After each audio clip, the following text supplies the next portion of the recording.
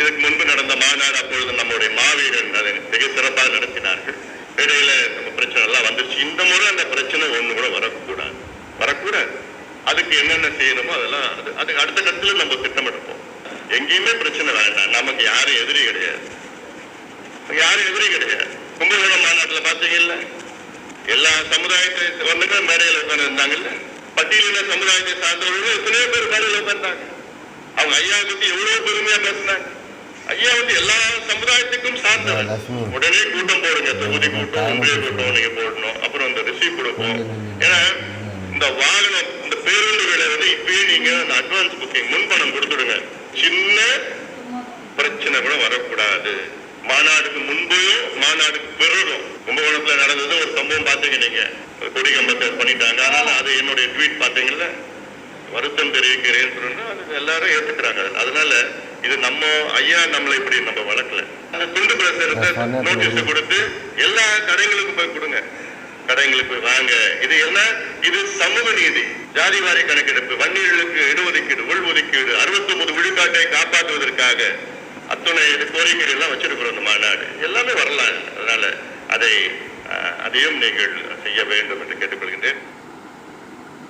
இதனைத் தொடர்ந்து உரையாற்றிய மருத்துவர் ராமதாஸ், அனைத்து சமூக மக்களுக்காகவும் பாடுபடும் கட்சி பாமக என்று கூறினார்.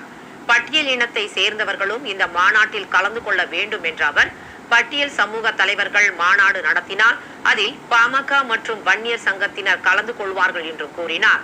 இந்த மாநாடு 364 சமுதாய மக்களுக்கும் ஒரு செய்தியை சொல்லும் என்றும் அவர்களுக்கு அரணாக இருக்கும் என்றும் கூறினார். யாவரும் கேள்வி பட்டியலுக்காக பாடுபடுகின்ற தலைவர்களை இந்த நேரத்திலே கேட்டுக்கொள்வது, இந்த மாநாட்டிற்கு நீங்களும் வாருங்கள். அதே நேரத்திலே ஆங்காங்கே இருக்கின்ற உங்களுடைய பிள்ளைகள் அல்லது கட்சிகள் இதற்கு முழு ஒத்துழைப்பு கொடுத்து நீங்கள் இந்த மாநாட்டிற்கு பிறகு பட்டியலின் தலைவர்கள் சொல்ல வேண்டும். எங்களுடைய முழு ஒத்துழைப்பு இல்லை என்று சொன்னால் இது அமைதியாக நடந்திருக்காது என்று நீங்களே சொல்ல வேண்டும். நீங்களே அறிக்கை விட வேண்டும்.